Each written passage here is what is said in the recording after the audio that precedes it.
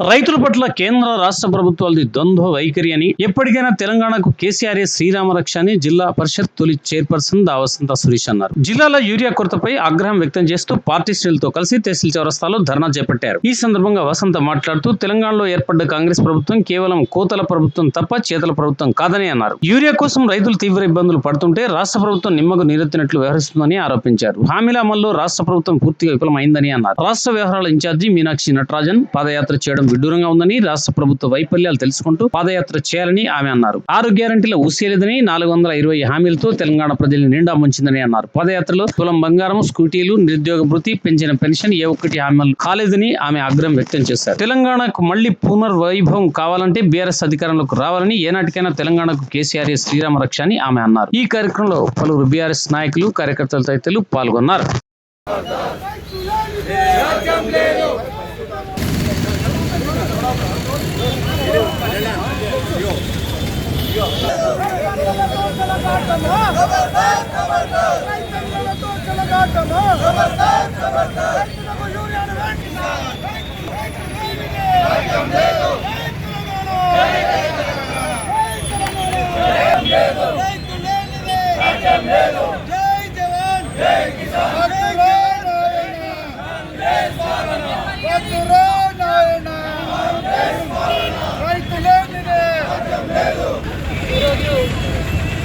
జగిత్యాల జిల్లాలో జగిత్యాల నియోజకవర్గంలో ఎరువుల కొరత తీవ్రంగా ఉండడం, అదేవిధంగా నీటిని కూడా ఎస్ఆర్ఎస్పీ ద్వారా నీటిని కూడా మరి రైతులకు లేటుగా ఇవ్వడం ద్వారా నార్లన్నీ కూడా ముదిరిపోయినాయి.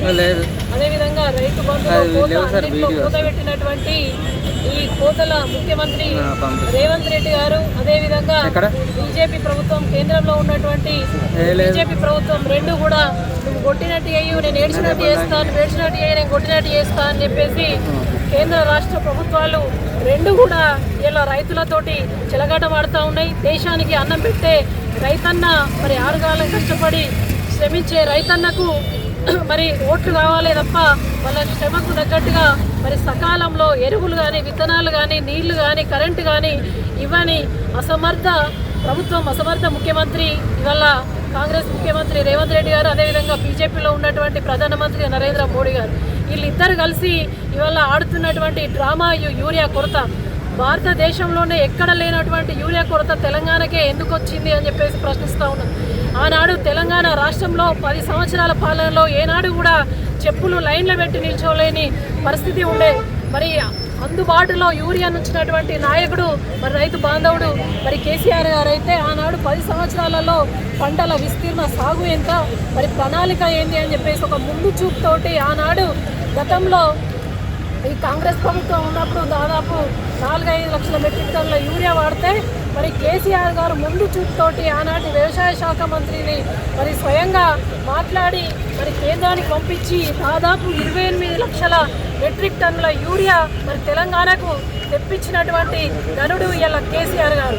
కానీ ఇలా రేవంత్ రెడ్డికి కేవలం కేసీఆర్ గారిని తిట్టడం, మరి బదనాం చేయడం పనిగా పెట్టుకున్నాడే తప్ప ఇలా రైతుల గోస పడతలేదు. ఇలా కేంద్రంలో ఉన్న బీజేపీ ప్రభుత్వం కూడా ఓట్లప్పుడు మాత్రమే వస్తుంది తప్ప ఒక్క పని చేయలేదు. ఇలా కేంద్ర రాష్ట్ర ప్రభుత్వాలు రెండు కూడా మరి ఆడుతున్న డ్రామా. ఇలా ఏదైనా కూడా మళ్ళీ తెలంగాణకు కేసీఆర్ గారే శ్రీరామ రక్ష, తప్పకుండా కేంద్ర రాష్ట్ర ప్రభుత్వాలు యూరియాను మరి రైతులకు అందించాలని చెప్పేసి డిమాండ్ చేస్తున్నారు. త్వరలో 100 రోజులు అమలు చేస్తా అని చెప్పేసి 6 గ్యారంటీలు అన్నారు, అవి జూటా మాటలు అని చెప్పేసి తేలిపోయినాయి. మరి ఉత్త మాటల రేవంత్ రెడ్డి గారు ఓట్ల కోసం ఎన్నైనా మాట్లాడుతూ ఉంటారు. ఇలా ఏది కూడా హామీ అమలు కాకపోగా మరి ఇలా రైతులను కూడా మోసగించుకుంటున్నటువంటి చరిత్ర మరి ఇలా ఈ యొక్క ప్రభుత్వానికి కనీసం ఎరువులు కూడా ఇవ్వలేనటువంటి దారుణమైన దయనీయమైన స్థితిలో ఉన్నారు. ఇలా యూరియా అందుతలేదంటే బ్లాక్లో అమ్ముతున్నారు 400కు.